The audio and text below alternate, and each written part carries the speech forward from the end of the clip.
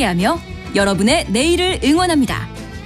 성공을 부르는 좋은 습관, 성공예감 이대호입니다.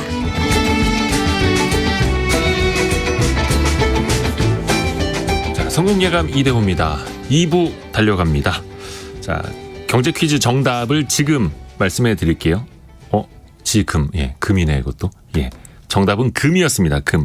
아까, 신창근님이 시간은 금입니다. 차라리 성공예감 청취하는 시간이 훨씬 알찹니다라고 우리 신창근님께 꼭 커피 쿠폰 쏴드리겠습니다. 그리고 5179님이 금. 순금보다 소중한 지금, 다시 오지 않을 지금에 집중하며 살고 싶네요 라고 해주셨고요. 7618님이 31년 전에 첫 달 돌잔치를 할 때 돈이 없어서 결혼할 때 받았던 예쁜 목걸이, 쌍가락질을 팔았던 마음에 다시 생각해보니 좀 이상한 감정이 드네요 라고 보내주셨고요. 지금 금쪽아리는 없지만 저에게는 금쪽 같은 우리 아들딸이 있습니다 라고 보내주셨습니다. 야, 그쵸. 금쪽 같은 아들딸이 더 최고입니다. 자, 여러분의 이러한 그 실시간 의견도 또 정답은 지나갔습니다만 계속해서 받겠습니다. 짧은 문자 50원, 긴 문자 100원이 드는 샵 9730 그리고 KBS 콩이 열려 있습니다. 한 달에 한 분께는 180만 원 상당의 매트리스 계속해서 보내드리고 있습니다. 자, 저희 방송을 자영업 하시는 분들도 많이 듣고 계시는 걸로 알고 있는데요. 늘 어렵다 해도 요즘처럼 힘든 시기 또 없었던 것 같습니다. 식자재 가격 계속 오르고 있죠. 금리 때문에 이제 대출 이자 허리 휘고 있고요. 인건비를 올려도 또 사람을 구하기가 쉽지 않다고 합니다. 또 사람들은 지갑을 닫고 있고요. 그런데 또 어떤 가게들 보면은 막 줄을 막 몇십 미터씩 줄을 서서 그렇게 기다리면서 사 먹는 경우도 많습니다. 과연 이렇게 성공하는 가게에는 어떤 비밀이 있는지 한번 캐볼게요. 창업 트렌드, 창업 플랫폼 창톡 노승욱 대표와 함께합니다. 안녕하세요. 안녕하세요. 노승욱 기자였잖아요. 네. 지금은 이제 그러면 창업 전문 기자에서 네. 창업을 한 거죠. 네, 매경 사내벤처로 창업을 했고요. 그래서 이제 창톡이라는 스타트업 대표가 됐는데 네. 또 뭐 매경 이코노미 개관 기자로 또 기사도 종종 쓰고 있습니다. 자, 그동안 이제 창업을 취재를 많이 했는데 네. 창업해서 잘 돼야 됩니다. 네. 우리 노승욱 대표가 잘 돼야 됩니다. 자, 우선은 진짜 궁금한 게 뭐 물론 이제 한마디로 다 요약할 수는 없겠지만 네. 성공하는 가게, 장사의 고수들 공통점을 좀 꼽으라면 좀 어떤 게 있을까요? 네. 제가 이제 지난 10년 넘게 프랜차이즈 대표, 1등 점주, 다점포 점주, 미슐랭 셰프 이런 전국의 장사 고수분들을 제가 수백 명을 인터뷰를 했거든요. 네. 저도 그게 궁금했어요. 가게를 하나를 하는 것도 쉽지가 않은데 어떻게 막 수십 개를 할 수 있을까. 막 한 45개 매장 하는 분도 제가 만나봤거든요. 근데 이분들의 성공 비결을 좀 거칠게 유형화를 하면 크게 두 가지로 요약이 되더라고요. 네. 네, 그거를 오늘 말씀드리려고 하는데 그 전에 제가 편집장님한테 질문을 하나 드릴게요. 네. 천재는 타고나는 걸까요? 후천적으로 만들어지는 걸까요? 천재 타고나느냐 후천적으로 만들어지느냐. 네.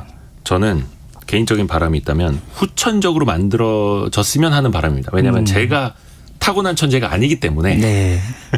후천적으로 노력을 해야죠. 예. 네, 이게 이제 되게 논란이 있는 주제잖아요. 네네. 뭐 어떤 99%의 뭐 영감 노력과 뭐 1% 영감으로 만들어진다 이런 얘기도 있고, 근데 성공하는 가게도 마찬가지인 것 같습니다.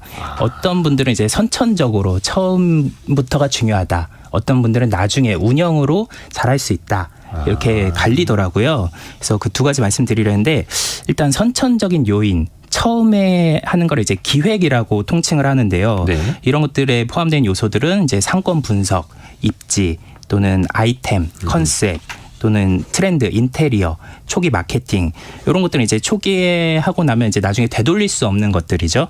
그리고 후천적으로 나중에 조정 가능한 것들을 이제 운영이라고 하는데 뭐 세부 메뉴, 또 가격, 직원 관리, 홍보, 인건비, 조리 시간, 식재료 이런 것들에서 크게 기획과 운영 이 두 가지를 잘해야 성공하는 가게가 되더라고요. 그러니까 기획과 운영이 중요한데 약간 천재적인 역량을 기획에다가 좀 같이 이제 빗댄 거고 후천적인 노력은 이제 운영에 네. 따라서 달라진다. 그쵸. 물론 이제 기획과 운영 다 잘하면 좋겠습니다만 네. 두 마리 토끼를 다 잡을 수 있을지 네. 이거 좀 구체적으로 한번 들어가 볼까요? 네, 그러니까 기획은 한마디로 이제 차별화에 관련된 거고요. 차별화. 예, 운영은 지속 가능성과 관련된 건데 뭐 이게 이제 부먹이냐 찍먹이냐 아빠가 좋냐 엄마가 좋냐처럼 어느 게 이제 더 중요한가 이게 이제 오래된 과제인데 악마는 디테일에 있다고 그쵸. 하잖아요. 예, 예. 그러니까 이게 같은 기획과 운영이지만 업종별로 또 어느 게 더 중요하다 이렇게 또 갈리더라고요. 그러니까 기획을 더 잘해야지 되는 업종이 있고 운영을 또 잘해야 되는 업종이 있고 이렇게 가중치가 또 이제 상황에 따라 달라지는데 그러면 오늘은 이제 어떤 업종에서는 어떤 게 더 중요한지 그리고 요즘 상황에서는 특히 어떤 게 더 중요해지고 있는지 말씀드리겠습니다. 요즘 상황에서. 네. 자, 우선은 기획하고 운영 이야기해 주셨는데 기획을 잘해서 그러니까 어떤 천재적인 아이디어로 네. 성공한 사례부터 한번 들어볼까요? 네, 이 기획이 제일 중요한 업종 하나를 꼽으라면 저는 편의점. 네, 요거는 이제 제가 꼽은 게 아니고 장사 고수분들이 이제 편의점이요? 예, 꼽은 건데. 제가 봤을 땐 편의점 다 비슷해 보이는데. 그러니까 이제 입지가 정말 중요하거든요. 아. 네, 편의점을 한 10개 하시는 분이 계세요. 입지 선정도 기획이죠. 초기에 하고 이제 되돌릴 수가 없으니까 아. 편의점 10개로 한 연매출 120억 올리는 분이 있는데 개인이요? 네. 야. 이제 법인을 만들어 가지고 하시는데 이분은 이제 상권 분석의 대가세요. 예, 본사에서 점포 개발 한 10년 하시고 나와 가지고 네. 이제 본인 매장 10년 동안 이제 하신 분인데 이제 편의점도 어떤 분들은 이 상품 진열이 중요하다. 상품 발주가 중요하다. 그러니까 운영의 영역이죠. 네, 네. 그런 게 중요하다고 하는 분들이 있으세요. 네. 근데 이분은 아니다. 편의점은 입지가 85%다. 예. 그래서 입지 잘못 정하면 나중에 되돌리기 어렵다. 네. 예. 물론 이제 운영으로 어느 정도 만회를 할 수 있는 부분은 있습니다. 뭐 예를 들면 와인 같은 경우 제가 이제 1등 점주 편의점 1등 점주 인터뷰하면서 들은 건데 이거를 눕혀놓는 것보다 와인을 세워놓고 네. 거기에 이 와인이 뭐 맛이 어떤지 구조감은 어떤지 탄닌감은 어떤지 이런 것들을 점도표를 해서 친절하게 설명을 하면 네. 한 3배 더 잘 팔린다고 하더라고요. 그리고 연관 상품들을 이제 가까이 진열하는 거. 예를 들면 식혜나 실론티, 뭐 갈아 만든 배, 소래눈 이런 아재들이 좋아하는 음료들은 이제 같이 모아두면은 이제 추가 구매, 교차 구매가 될 수 있다. 또는 뭐 이제 용량이 더 큰 거를 옆에 또 넣는다든지. 그래서 이제 좀 더 추가 구매를 할 수 있도록 유도하는 이런 것들은 이제 운영의 영역인데, 근데 이제 이 편의점 10개 하시는 분은 그걸로 만회할 수 있는 부분은 한계가 있다. 예. 처음부터 입지를 잘 정하는 게 제일 중요하다 하시는 거죠. 그렇죠. 뭐 아무리 진열 잘 해놔도 유동인구 한 50명밖에 안 되는 데서 해놓으면 뭐 무슨 소용이겠습니까? 네네. 그래서 사람 많이 다니는 좋은 입지 그게 첫 번째고. 근데 이제 진열하는 방식 같은 걸로 이제 만회할 수 있다고 말씀해 주셨는데 이런 거는 누가 교육을 해줍니까? 막 본사 프랜차이즈 가맹할 때? 원칙적으로는 본사에서 가르쳐 줘야죠. 예. 초기에. 근데 우리나라 프랜차이즈의 문제가 이거는 이제 점주분들도 좀 문제가 있는 건데 본사도 그렇고 교육기간이 일주일 정도밖에 안 됩니다. 그러니까 2주, 3주를 하고 싶어도 점주분들이 중간에 퇴소한대요. 빨리 나가서 장사하겠다고. 나 배울 만큼 배웠다. 일주일이면 다 배웠다. 네. 그러니까 이제 또 마음이 성격 급하신 급하죠. 거죠. 네. 또 이제 하루 벌어 하루 먹고 사시는 분들이니까. 그렇죠. 네. 그래서 그러면 그렇게 창업을 했으면 나중에 재교육을 또 주기적으로 받아야 되는데 네. 이런 것들은 이제 슈퍼바이저가 가서 해야 되는데 그런 것들이 이제 잘 안 이루어지는 거죠. 이런 이제 세부적인 디테일, 네. 악마는 디테일이 있다 해서 몇 가지 좀 들어봤고 이 밖에도 편의점으로 성공하는 비결이라고 네. 꼽을 수 있는 건 또 뭐가 있을까요? 그러니까 입지에 대해서 좀 자세히 말씀을 드리면 계속 입지네 역시. 네네. 예. 85%니까요.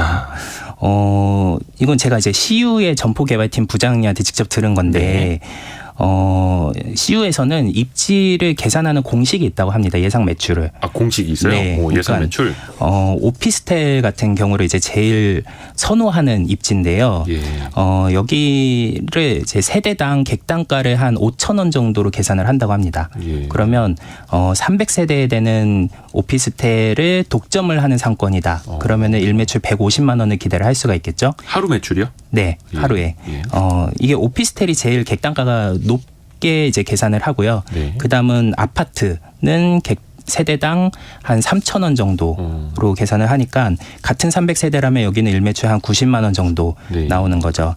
왜 오피스텔이 이제 더 객단가가 높다고 계산을 하느냐? 이거는 네. 이제 오랜 그 운영 경험에 통해서 통계적으로 축적이 된 노하우일 텐데 1인 가구가 많고 또 젊은 세대가 살고 또 이제 원룸보다는 좀 더 구매력이 높은 세대들이 사니까 이 오피스텔에 들어가는 게 제일 좋다. 근데 당연히 이제 이런 데는 비싸겠죠. 당연히 그러겠죠.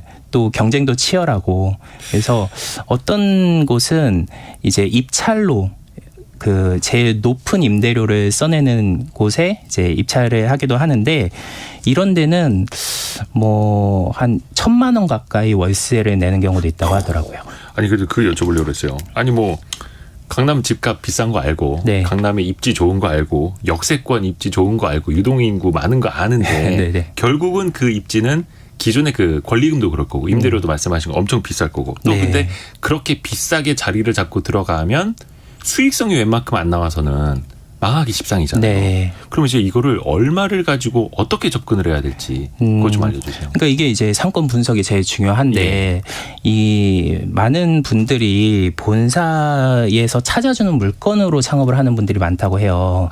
근데 본사에서는 물론 본사에서도 열심히 노력을 한다고는 하지만 이것도 이제 내부적으로 공식이 있는데 그러니까 한 월 순이익 한 700만 원 안팎 가져가는 그런 입지로 이제 추천을 해준다고 해요. 그러니까 점주가 창업을 해서 네네. 월 순수익으로 700만 원 근데 가져갈 그게 수 이제 있는. 순이익이 아니고 네. 거기서 이제 인건비를 또 이제 줘야 되는 거예요. 700만 원 안에서요? 네.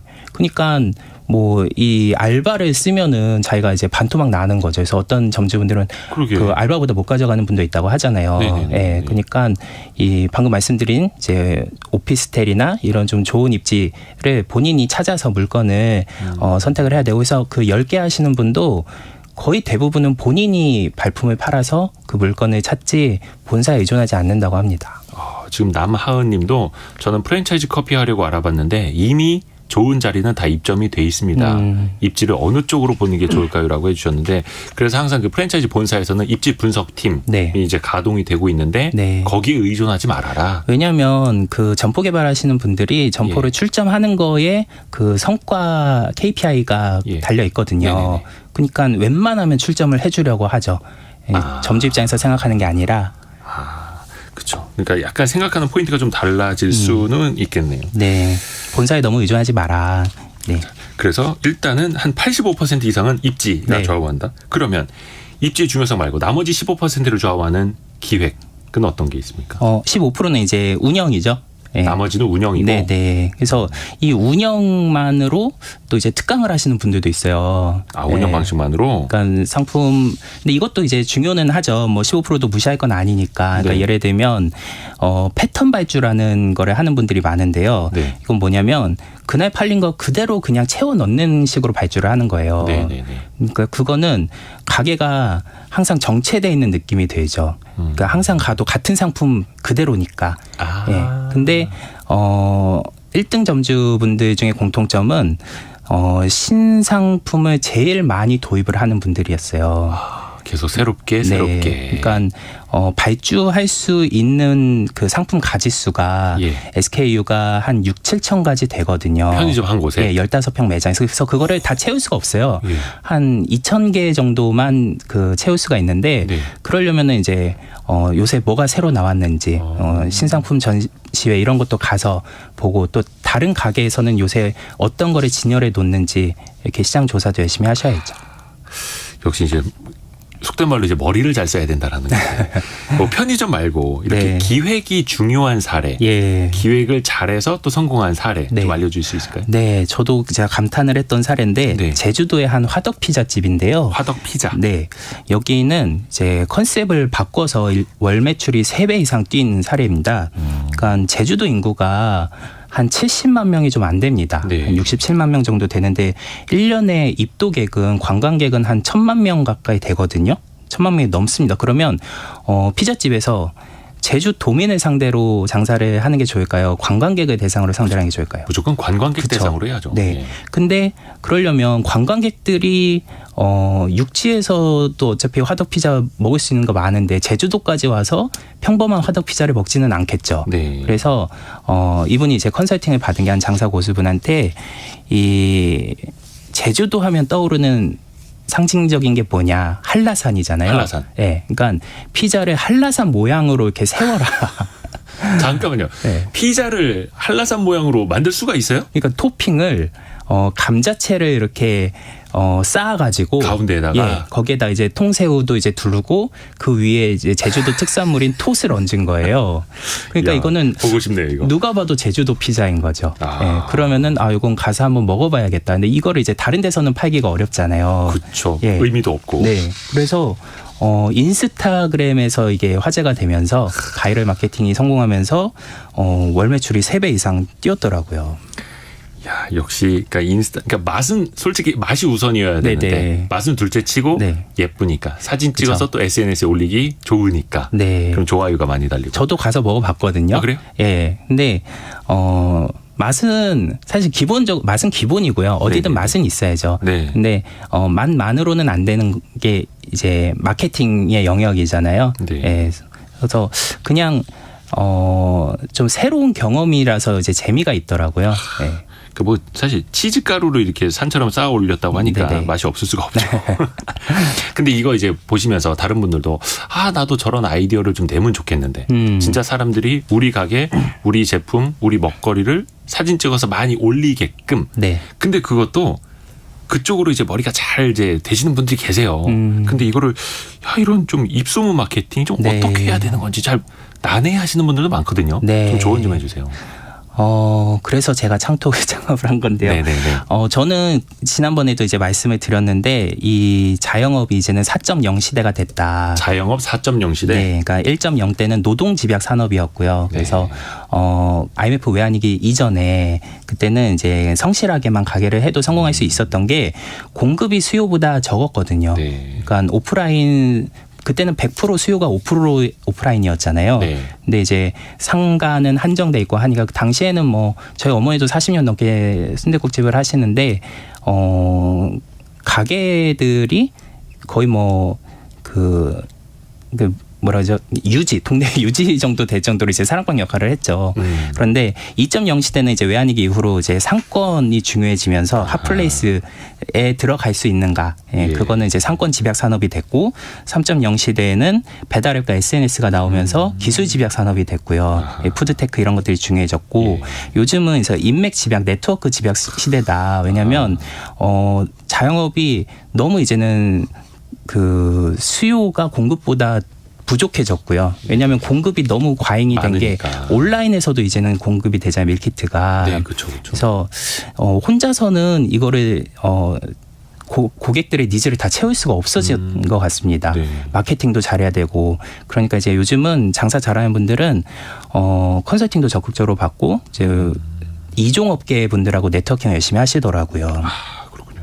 4.0 시대는 네트워크의 시대. 네. 그래서 SNS도 기본적으로 그렇게 생각을 하고 있어야 되는 거고. 네. 근데 사실 음식점은 이제 새로운 메뉴라든지 뭐 사진 찍어서 올릴 만한 것들을 개발하면 될 텐데 음식점이 아닌 다른 가게들 네. 좀 발상의 전환을 통해서 성공할 수 있는 방법. 네. 그러니까 사례를 좀 알려주세요. 기획은 이제 차별화라고 했잖아요. 네. 차별화는 뭐 어떤 업종에서든 가능하고 중요하죠. 네. 세탁소를 5개 하시는 분이 있으세요. 세탁소요? 네, 세탁소 고수신데 이분은 10년 전부터 수거 배달을 B2B로 하셨다고 해요. 네. 그러니까 미용실이나 모텔이나 찜질방 이런 데서 이제 수건이나 가운, 이불 이런 그 세탁 물량들이 매일 나오잖아요. 네. 근데 이런 것들을 배송 차량 10대를 운영해가지고 이분이 가게가 마포에만 5개가 있으신데 네. 경기도 하남, 일산까지 고향까지 다 차량을 보내서 배달을 해주세요. 그래서 연매출 36억을 올리시는데 이 프랜차이즈 세탁소의 평균 점포당 연매출이 1억이거든요. 예. 그럼 5개 하면은 5억이 돼야 되는데 36억이니까 7배 이상 매출이 나오는 거죠. 와. 그러니까 B2B 시장을 본인이 직접 뚫어내신 거네요. 네. 이분은 저기 그 프랜차이즈 세탁소에 아니면 맞습니다. 프랜차이즈 세탁소입니다. 프랜차이즈. 근데 그 중에서도 압도적이다. 네. B2B를 뚫어내면서 그냥 오는 손님만 기다리는 게 아니라 약간 이제 많은 사람들은 아이디어를 떠올리기 위해서 사실은 이제 머리를 쥐어짜지 않습니까? 네네. 약간 조금 발상의 전환, 기획 단계에서부터 좀 유망한 사업 아이템이 좀 떠올리면 좋을 텐데 네. 이걸 이제 발굴하는 방법 같은 것도 좀 있을까요? 그렇죠. 그러니까 저는 항상 강조하는 게 먼저 하면 혁신이고 늦게 하면 비용이다. 아, 명언이네요. 네, 그러니까 퍼스트 무버가 돼야 되는데 그러려면 그만큼 이제 발품을 팔고 시장 조사를 열심히 하셔야겠죠. 그러니까 이분 같은 경우 세탁소 5개 하시는 분은 이 세탁이 외주화되고 있다는 흐름을 먼저 읽은 건데요. 그러니까 미용실에 가보면 예전에는 견습생들이 그 미용 기술을 배우면서 그 세탁을 직접 했거든요. 네, 빨래를. 네, 네. 그래서 수건이나 이런 거 막 널려 있고 그쵸, 그랬잖아요. 그쵸. 옆에. 예. 근데 요즘 Z세대 직원들은 견습생들은 내가 미용 기술 배우러 왔지 이거 빨래하러 왔냐 하면서 그걸 잘 안 하려고 한대요. 네, 네, 네. 그러니까 이런 물량들이 이제 세탁소로 이제 들어오더라. 그러니까 이런 니즈가 있는 미용실들이 많이 있겠구나 해서 네네네. 본인이 이제 명함을 돌리기 시작을 했는데 하루에 뭐 800장 가까이 명함을 돌렸대요. 그러면 800군데를 방문했다는 그렇죠. 거잖아요. 네. 그러니까 그렇게 했더니 거의 10곳 중에 한 7, 8군데에서는 연락이 오더라. 적극적으로 오더라. 그리고 온라인에서 이제 초경량 여행 가방을 판매해서 또 대박이 나신 분이 있는데 네. 이분은 이제 Z세대들이 해외여행을 가려고 1년 동안 돈을 모아서 퇴사하고 3개월 동안 해외여행하는 그런 이제 흐름들이 반복되는 걸 보면서 저렇게 여행을 자주 다니면 제일 중요한 거는 가벼워야지 필요하지가 않잖아요. 캐리어 같은 예, 거. 그래서 네. 초경량 소재를 찾아서 그걸로 이제 중국 공장에다가 발주를 줘가지고 이제 제일 가볍고 튼튼한 여행 가방을 만들어서 성공을 하신 분도 있고요. 그러니까 이런 분들은 소비자 니즈를 이제 먼저 읽고 선제적으로 적극적으로 대응을 하는 게 중요하죠. 근데 리스크가 당연히 없는 사업이라는 게 없겠잖아요. 그렇죠. 네. 네. 그래서 이분들은 이런 노하우를 이제 적극적으로 이제 얘기를 해주세요. 왜냐, 어차피 알려줘도 못 따라한다. 이 리스크를 부담하는 것도 역량이다 하시더라고요. 알려줘도 하루에 800군데 다니면서 명함을 뿌릴 수 그렇죠. 있는 사람은 많지 않다. 네. 사실 그러니까 이런 소수의 분들이 또 성공을 맞습니다. 하시는 거겠죠. 어떻게 보면 이제 편의점 입지부터 시작을 해서 작은 아이디어 변화를 주는 걸로 네. 그러니까 기획으로 성공한 사례를 들어봤는데 그러면 기획 말고 운영을 잘해서 네. 뭔가 평범한 것 같은데 운영을 잘해서 잘 된 사례들은 어떤 게 있을까요? 네, 운영은 이제 지속 가능성과 관련된 건데 한 죽 배달 전문점의 사례가 대표적인데요. 네. 이분은 이제 강남에서 죽을 배달로만 파는 분이세요. 네. 근데 월 매출이 2억 7천만 원이 나옵니다. 점포한 곳에서요? 네. 그러니까 다른 가게의 한 10배 이상 매출이 나오는데 이분 제일 잘 팔리는 메뉴가 뭐냐 했더니 소고기 죽이래요. 네. 메뉴는 특별한 게 없거든요. 그렇죠. 예. 뭐 다른 프랜차이즈 죽 매장도 소고기 죽이 제일 베스트셀러거든요. 네. 그러면 어떻게 이렇게 차별화가 됐느냐? 이분은 이제 광고를 한 달에 700만 원 가까이 썼대요. 광고비만 700만 원. 네. 근데 이제 광고만 그렇게 많이 한다고 하면은 이제 장사 고수가 아니겠죠. 네. 누구나 할 수 있는 거고.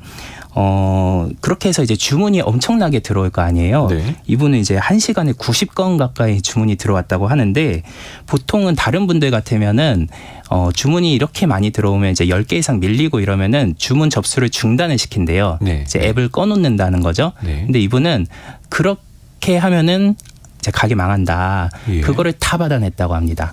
그러기 위해서 조리 시간을 단축하는 데 집중을 했다고 합니다. 잠깐만요. 1시간에 90건. 그러면 2분당 3개. 그렇죠. 근데 이것도 죽을 뭐 좀 끓일 시간도 필요할 거고 포장할 시간도 필요할 건데 네. 뭐 직원이 뭐 몇십 명 되는 거지. 뭐 이 비결이 뭐예요? 이분은 이제 동시간대에 근무하는 직원은 3명 정도였다고 해요. 3명이서 시간당 네. 90개요? 그러니까 그만큼 조리 시스템을 최적화한 거죠. 네네네. 그러니까 요즘은 식당용 HMR 밀키트도 많이 나오거든요. 그냥 봉지 딱 찢어서 네, 데워서 내기만 바로. 하면 되는 네, 그런 것들. 그리고 어떤 경우는 이제 수요 예측을 미리 해가지고 이런 주문이 들어올 거다 해가지고 미리 메뉴를 만들어 놓는 경우도 있고요. 그러면 이제 주문이 들어오자마자 바로 날 수 있는 거죠. 예측을 해서. 네, 그러니까 메뉴 하나만 하는 식당들 가보면은 주문하자마자 바로 나오잖아요. 네네네. 네, 그런 식으로 이제 조리 시스템을 최적화한 거죠. 그렇죠. 자, 그러면 근데 소비자들 입장에서 보면 네. 그래도 정성스럽게 뭔가 죽 대부분 죽은 이제 몸이 아플 때 먹기도 한데 네. 정성스럽게 끓여준 죽이 아니라 이 봉지에서 딱 찢어가지고 그냥 네. 데워서 바로 나온 거다. 그래도 소비자들 반응은 괜찮나요? 어때요?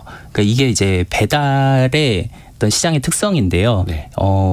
그렇게 만든 건지 아닌 건지를 알 수가 없죠. 그리고 요즘은 HMR도 퀄리티가 많이 높아졌거든요. 그래서 그 HMR 중에 어떤 게 퀄리티가 좋은가를 찾아내는 것도 노하우라고 합니다. 그러니까 점주 입장에서. 네. 그러니까 이제 그 제품을 공급하는 업체들은 많이 있거든요. 제조사들은. 근데 어떤 게 가성비가 좋고 좀 그 직접 조리한 것만큼의 이제 맛을 내는지. 그러니까 예전에는 밀키트가 직접 조리한 거에 맛의 한 7-80% 정도만 내도 이제 잘했다 그러면 요즘은 뭐 90% 이상 이렇게 내는 경우도 있다고 하거든요. 그래서 이분은 어떻게 보면 이제 그냥 본사에서 가져다 주는 걸 그냥 기계적으로 뜯어서 데워서 그냥 파는 게 아니라 네. 본인이 더 나은 맛을 찾아서 네. HMR을 도입을 해서 그걸로 배송을 하고 하는. 이제 직접 만드는 것도 있고 해서 그 거를 이제 잘 비율을 만든 거죠. 그리고 안 팔리는 것들 이제 미리 만들어 놓고 이제 안 팔리면은 그런 것들은 이제 버린다고 합니다. 네. 그러니까 그것도 이제 마케팅비다 생각하고 과감하게 버려야 그 퀄리티를 유지할 수 있다고 합니다. 자, 근데 아까 네. 월 매출이 이제 죽집인데 죽을 배달만 하는 전문점인데 월 매출이 2억 7천만 원. 네. 근데 직원은 3명. 같은 다른 가게 10배 매출. 네. 근데 아까 광고비를 월 700만 원씩 쓴다고 하셨어요. 네. 이게 굉장히 과감한 건데 네. 월 700만 원씩 쓰는 자영업자분들이 거의 몇 명이나 되겠어요. 약간 조금 위험 부담은 없을까요? 그러니까 이분은 이제 하이 리스크 하이 리턴을 한 건데 네. 이분은 얘기는 초기에 그렇게 이제 많이 노출을 시켜서 주문을 받으면 네. 우리 가게에 이제 처음 주문한 고객들의 풀이 이제 많아지잖아요. 네. 그럼 거기서 이제 재구매를 하도록 유도를 하는 거죠. 예, 그러면서 그 다음에 이제 재구매 고객이 많아지고 찜한 분들이 많아지면 그때부터 이제 마케팅비를 줄일 수가 있으니까. 그래서 먼저 매출을 만들고 이익을 나중에 만들어라. 네. 그래야 이제 초기에 바로 차별화를 할 수 있다 하더라고요. 아하. 어떻게 보면 광고비를 초반에 많이 투입해서 나중에는 그걸 또 이제 이익으로 뽑아내니까 이익 대비 광고비 비중은 또 낮아질 수도 있는 거고. 그러니까 하나의 이제 운영 전략인 거죠. 일단 광고비를 뭐 월 700까지 쓰는 건지 일단은 어렵기는 한데 네. 조리 시간을 이제 이분처럼 단축하는 건 네. 그리고 이거는 조금 어렵지는 않게 할 수 있는 일이겠죠, 그러면. 네. 그러니까 우리가 식당을 가보면 이 조리 시간이 늦어져서 이제 많이 기다린 경험들이 많이 있잖아요. 그리고 그렇죠. 테이블 회전도 잘 안 되고. 네. 그리고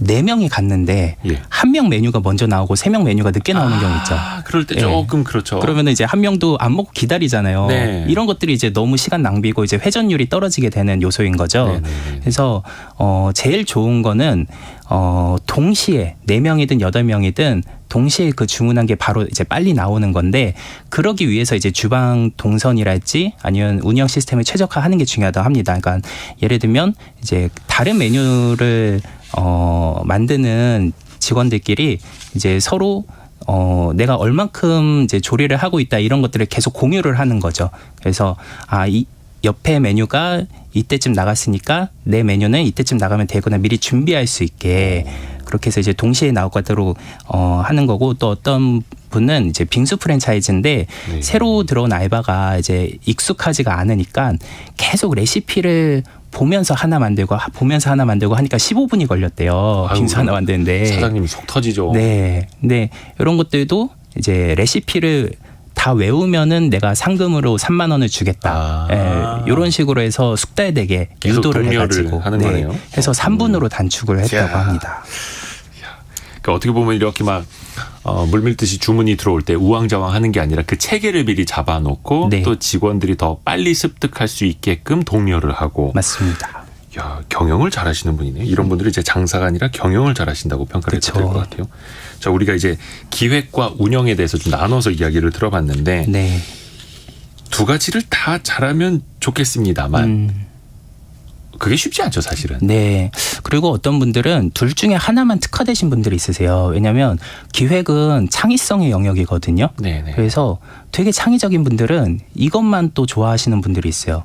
근데 이런 분들은 그래서 처음에 매장을 열면 줄 서는 가게가 되는데 지속 가능성이 떨어지죠. 왜냐하면 또 앞으로 팔고 뒤로 남는 게 없는 경우도 있고요. 근데 반대로 창의성은 좀 약한데 이런 운영을 잘하시는 분들이 있어요. 정말 막 부지런하게 하고 예. 막 이렇게. 그러니까 이게 기업으로 치면은 창업자와 전문 경영인의 차이인 것도 같은데요. 아하. 네. 그래서 둘 다 잘하는 게 제일 중요하고 그래야 이제 지속 가능하겠죠. 그래서 왜 창업을 할 때도 서로가 역할을 나눠서 뭐 한 3명이서 같이 하는 게 좋다 뭐 이런 식으로 이야기를 하잖아요. 맞습니다. 뭐 기획자 그리고 뭐 COO처럼 이렇게 네. 운영을 할 수 있는 그렇죠. 사람. 근데 사실 이제 자영업자분들은 이제 본인이 그걸 혼자 사장님이 다 네. 하셔야 된다라는 힘듦이 좀 있기는 한데 그러면 기획과 운영 두 가지 중에서 네.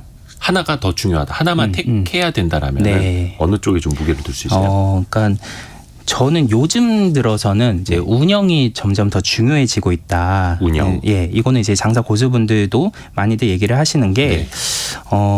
요즘은 식자재비나 이런 물가가 너무 많이 오르고 이제 인건비도 그렇고 네. 그러니까 이 같은 걸 팔아도 이제 수익이 남기가 점점 어려워지는 거죠. 네. 그러니까 가격을 이럴 때 이제 그냥 무턱대고 올리면은 또 네. 이제 손님이 떨어질 수 있으니까 낭비 요소를 찾아가지고 이거를 줄이는 거. 이런 게 이제 운영의 영역인데 말씀드린 아까 조리 시간 단축하는 것 네. 이런 것들은 뭐 이제 메뉴를 바꾸거나 하지 않고도 이제 회전율을 높일 수 있는 부분들이거든요. 그리고 기획을 잘하면 스타트업은 엑시스를 할 수가 있습니다. 네. 그러니까 창업자가 초기에 한 1, 2년 이제 바짝 해가지고 이제 매각하고 이제 손을 털 수가 있는데 그 대표적인 게 티몬이잖아요. 티몬은 네. 한 2, 3년 만에 2,600억에 매각을 했거든요. 근데 네. 10년이 지난 지금도 2,000억밖에 가치가 안 돼요. 네네네. 예, 그러니까 이제 스타트업은 그만큼 M&A가 이제 활발한데 자영업은 이제 그런 것도 어려우니까 그렇죠. 예, 그 내가게 이제 내가 계속 해야 된다 하면은 이제 운영이 점점 중요할 것 같습니다. 그러니까 새는 시간과 돈을 잘 아끼고 네. 거기에서 수익을 더 올릴 수 있는 방식으로. 그러니까 뭐 예를 들면 그런 건가요?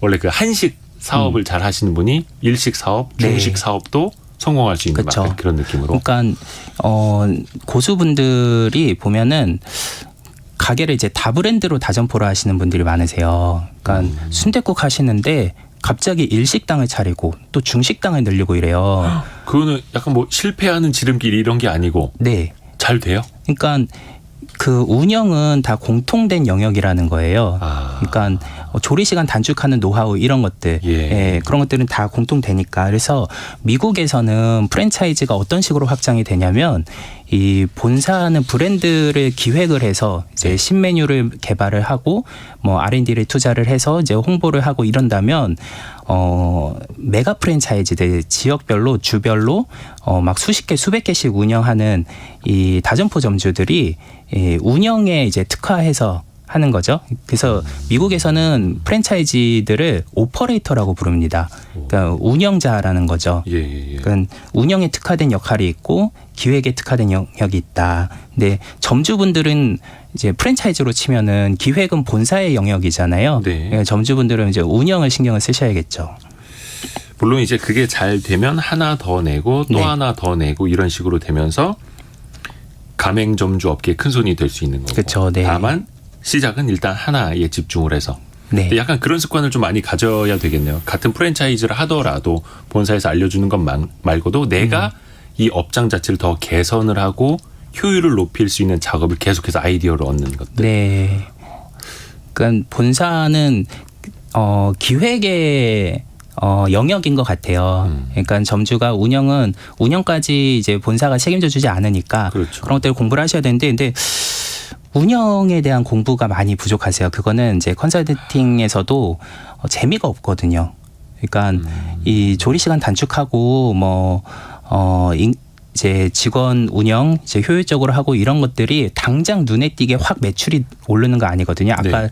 저 막 제주도 피자처럼 갑자기 매출이 3배가 뛰고 이런 게 아니다 보니까 그렇죠. 예, 그래서 다들 기획으로만 신경을 써서 어떻게 하면 갑자기 매출이 이제 급증할 수 있을까 이런 생각을 하는데 이 운영이 뒷받침되지 않으면은 결국은 앞으로 팔고 뒤로 미친다. 근데 참 이게 어떻게 보면 이제 장사 역량, 장사 잘 하시는 분들은 네. 제가 들었던 분들 중에 어떤 프랜차이즈에서 한 지역의 매출 1등 하시는 분인데 한 퇴근 시간 즈음 되지 않습니까? 5시, 6시쯤부터 일부러 양손에다가 프라이드 치킨, 이게 냄새가 더 많이 퍼지거든요. 그걸 들고 아파트 단지를 돌아다닌대요. 괜히 엘리베이터 한번 타고 내려오고 하면서 거기다 전단지 살짝 떨어뜨리고 오고 그러면 냄새가 풍기니까 네. 애들 학원 갔다가 오다가 아빠 퇴근하다가 이거 시켜달라 하거든요. 그렇죠. 그런 식으로 해서 장사를 하시는. 근데 그거를 또 누가 알려줘서가 아니라 본인이 네. 그렇게 이제 습득해서 하시는 것도 있고. 근데 이제 물론 초보 자영업자분들에게는 이런 걸 누가 좀 알려줬으면 좋겠다. 네. 나도 어디서 이런 걸 좀 쉽게 배우면 좋겠다. 네. 하는 분들이 분명히 계실 거거든요. 네. 이거 어디 가서 좀 이렇게 배울 수 있는 방법 없습니까?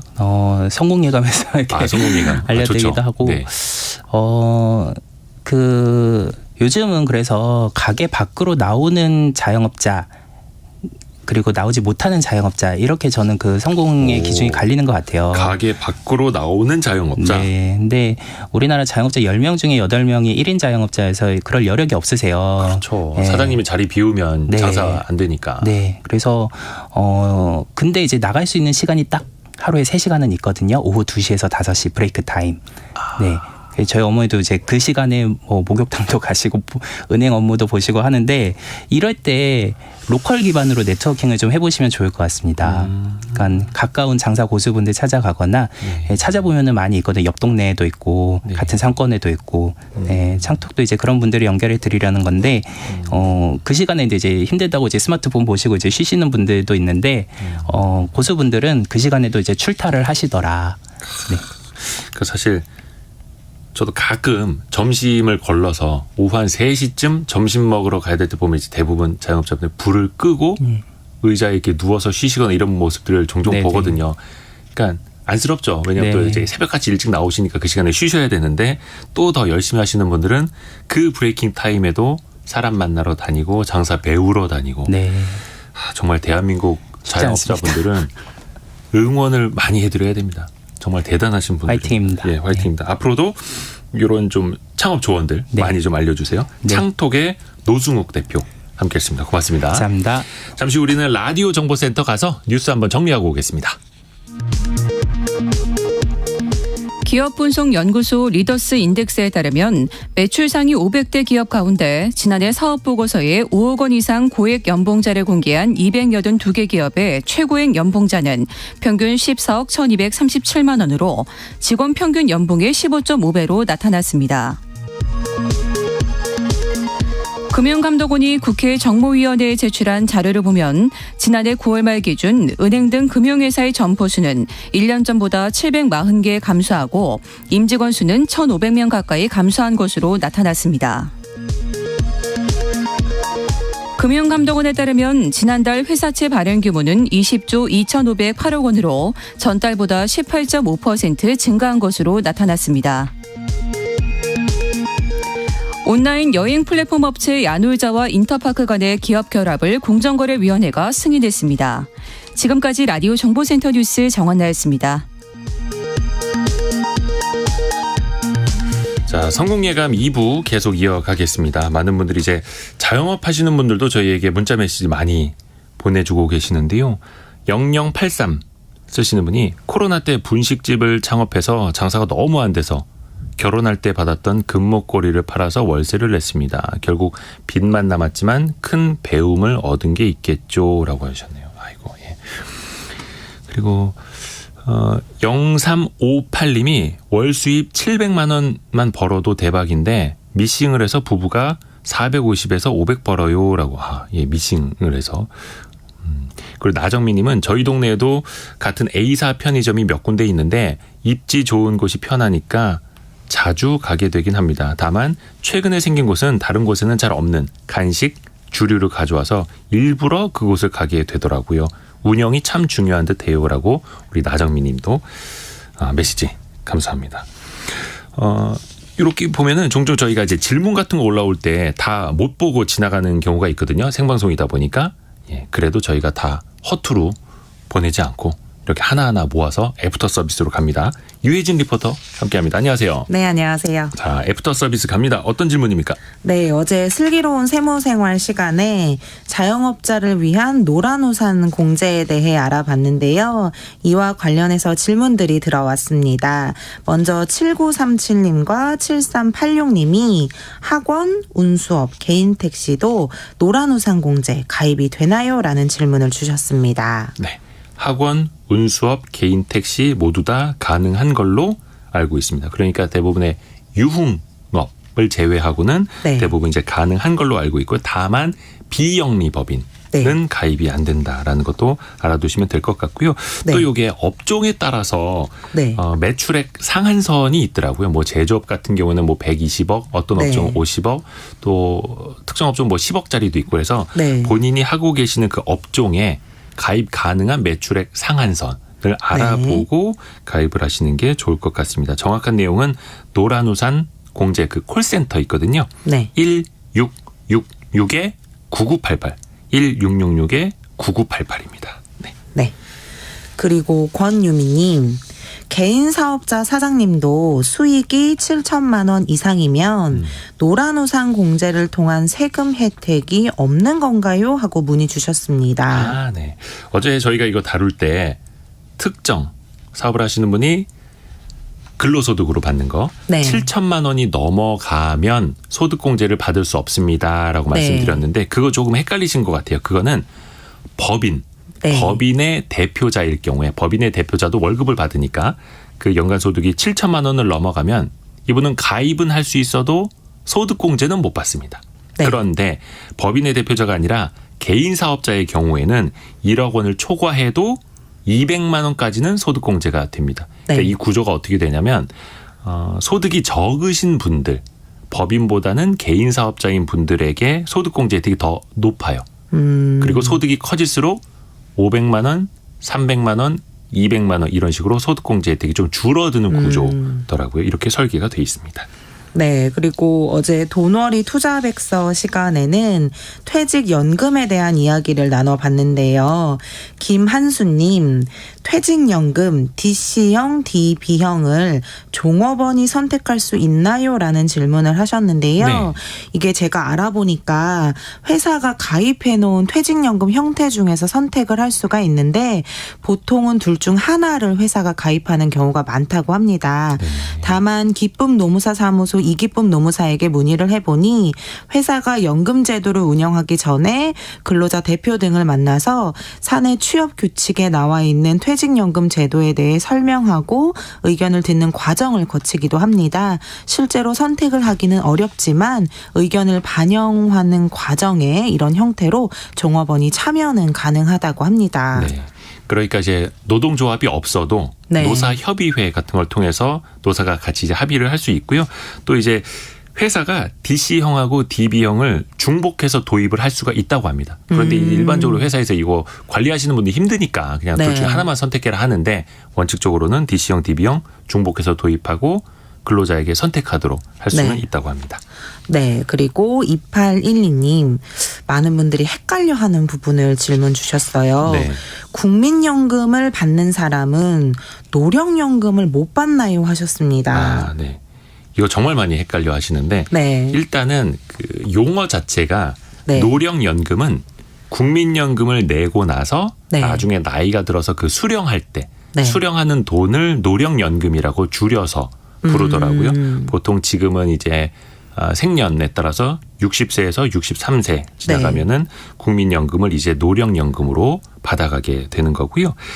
아마 2812님이 물어보신 게 기초연금을 물어보신 것 같아요. 기초연금은 이제 국민연금이나 다른 거랑 다르게 약간 조금 소득이 낮으신 분들을 위해서 네. 보전을 더 해드리는 하나의 추가 연금이죠. 기초연금. 물론 이거는 재산이라든지 소득 상황을 계산을 해서 환산을 해서 받게 됩니다. 그러니까 국민연금만 놓고 보면은요.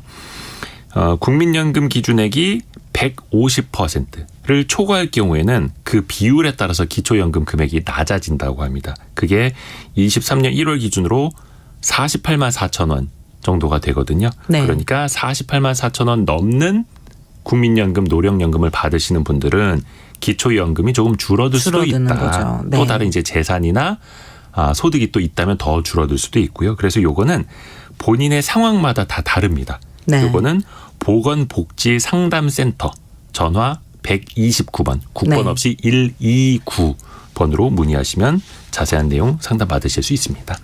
네. 그리고 오늘의 경제뉴스 브리핑 시간에 올해 세수가 더 줄어들 수도 있다는 이야기 나누면서 네. 정부가 내놨던 여러 가지 세제 감면 혜택들에 대해 말씀을 드렸는데요. 그중에서 종합부동산세와 관련된 질문입니다. 김영희님, 9억 원 이하면 비과세라던데 이게 공시지가인가요? 하고 질문하셨습니다. 종부세 적용되는 건 이제 시가나 거래 가격이 아니라 공시지가, 공시지가를 기준으로 하죠. 그러니까 종합부동산세 기본공제금액 보면은 올해부터 6억에서 9억 원으로 상향 조정됐죠. 요거는 이제 다주택자에게도 이렇게 적용이 되는데 1가구 1주택자일 경우에는 기존의 공시지가 비과세 기준이 11억에서 12억 원으로 상향이 또 됐네요. 1억씩 상향이 됐습니다. 네. 지금까지 유혜진 리포터 함께했습니다. 고맙습니다. 감사합니다. 감사합니다. 자, 오늘도 많은 분들이 이제 문자 메시지 남겨주셔서 감사드리고요. 9056님이 홍사훈의 경제쇼 응원합니다라고 보내주셨습니다. 네. 홍사훈의 경제쇼도 진짜 좋은 프로그램이에요. 저도 아주 즐겨 듣고 있습니다. 예, 존경하는 분이고요. 이따가 홍사훈의 경제쇼에 꼭 가셔서 성공예감 이대호입니다도 응원합니다. 좀 문자 좀 남겨주세요. 서로 품앗이해야 됩니다. 예, 품앗이해야 됩니다. 그리고 김덕명님이 또다시 금모으기 운동 하지 않게 성공예감의 신랄한 경제 개념 평가로 한국 경제를 지탱 발전되게 큰 역할 해주시길 바랍니다라고 해주셨습니다. 명심하겠습니다. 그리고 박미영님이 이대호님 어제보다 톤이 살짝 높아지신 것 같아요. 벌써 익숙해지셨나요? 경쾌하게 느껴져서 더 좋네요. 앞으로도 성공예감 꾸준히 잘 듣고 저도 성공 한번 해보겠습니다라고. 와, 우리 박미영 님이 예리하십니다. 살짝 이제 어제까지는 좀 적응하는 기간이었고요. 근데 나중에 제가 모니터를 좀 해보니까 아침인데 제가 안 그래도 목소리가 좀 동굴 같은 목소리 아닙니까? 아침인데 너무 처지는 것 같아가지고 여러분에게 좀 활력을 드리기 위해서 더 좀 힘을 내겠습니다. 그래서 요즘에 아침에 뭐도 많이 먹고 나옵니다. 힘내려고요. 자, 여러분도 오늘도 힘내시길 바라겠고요. 성공예감 벌써 마칠 시간입니다. 내일 아침에도 변함없이 9시 5분에 여러분을 찾아뵙겠습니다. 저는 이대호였고요. 성공예감은 오늘도 내일도 앞으로도 계속해서 여러분을 응원합니다.